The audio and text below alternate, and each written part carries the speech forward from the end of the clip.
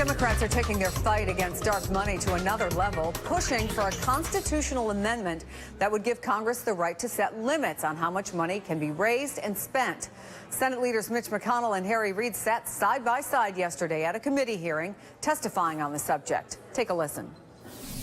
How could everyday working American families afford to make their voices heard if money equals free speech? American families can't compete with billionaires. Everyone on this committee knows this proposal is never going to pass Congress. This is a political exercise, and that's all it is. The goal here is to stir up one party's political base so they'll show up in November. I want to bring in MSNBC contributor Victoria DeFrancesco Soto and GOP pollster Chris Wilson. Victoria, let me start with you. Excuse me. Look, McConnell does make the point a constitutional amendment isn't going to go anywhere. It would take a two-thirds vote in each chamber to pass it. So why are Democrats going there? Well, we're starting the process, right? It probably won't get passed this year, maybe next year, but the conversation has started.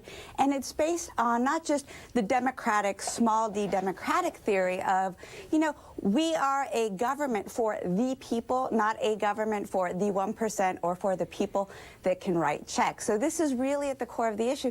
And also, Chris, the logistical argument of it. We spend so much time raising money that we're not spending time governing or legislating. President Obama went to 221 fundraisers in the 2012 cycle. He should have been using that time legislating, governing. So again, a lot of problems that we're starting to attack. And Americans seem to be interested in this, Chris. According to last month's CBS News poll, 71% of respondents said they support limiting the amount of money that individuals can give to political campaigns. Only 25% they should give as much as they like. And according to the Center for Responsive Politics, outside spending in the 2014 election cycle has already passed the $100 million marks. So do Democrats have a point? Something needs to get done on this.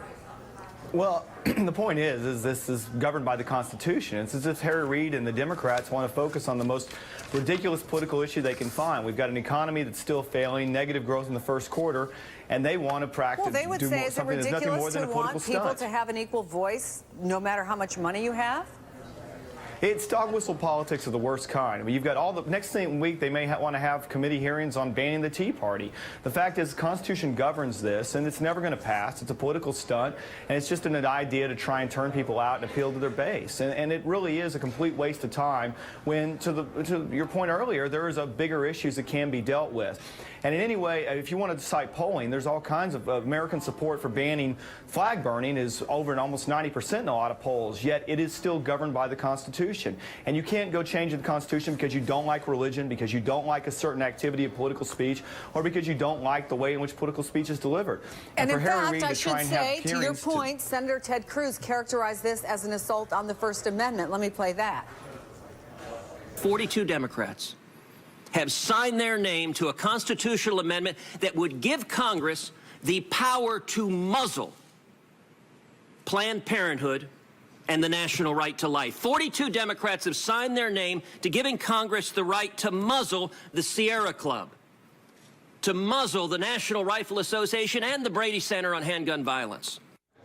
So he makes that argument, and Victoria, there's also an argument about it. The American people look at this stuff and say, you know what? What about jobs? What about the economy? Is there a risk in Democrats in pursuing this? I don't think there is, Chris, and this is going back to the polls that you cited, and it's about the majority of the people who can't cut these big checks, who can't cut these unlimited amounts of funding to give to elected officials, and they want their voices heard. Everybody wants their voice heard. That's what's so great about living in America.